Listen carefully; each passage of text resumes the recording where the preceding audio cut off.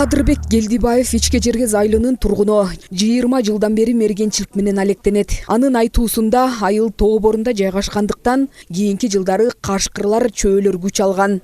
Жакында эле айылынан жырткычтар 2 тайгак кол салган. Ошондон кийин мергенчилер алардын изине түшүп жок кылынды.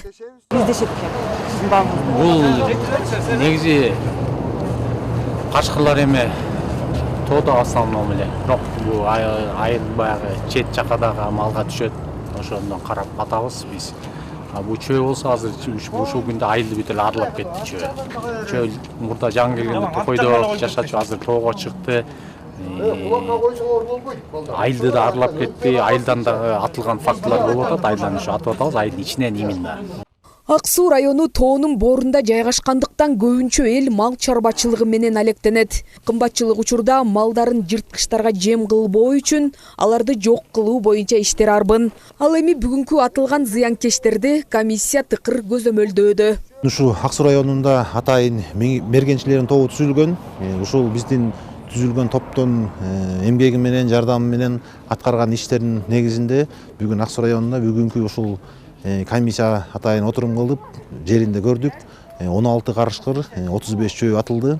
Бул ойлойбуз биздин Ак Суу районунун негизинен ушул Ысык Көл областында бир тоолуу аймактарга жайгашкандыктан бизде мал чарбасы көбүрөөк дыйкандарыбыз алек кылышат. Аңчылардын да көйгөйлөрү бар. Алардын бүгүн эң орчундуулары айтылды. Мурда болсо бул мыйзам каралганына көп жыл болду. Эми азыр жаңыча карап койсо деген сунуш анан сураныш бар. Мергенчилердин баары суранып атат ушул күндө. Ок дары кымбаттаган, күйүүчү май да кымбаттаган, иш апарыш өтө оор. Муну менен күрөшпөсөк болбойт. Анткени бул жеке эле айыл чарбасы эмес. Ошондой эле жаратылышка да чоң зыяндар болуп атпайбы?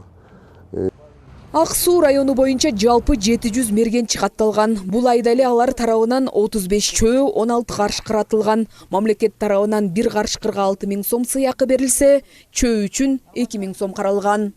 Жазгүл Сатаева, Жакшылык Чортонов, ЛТР, Ысык Көл облусу.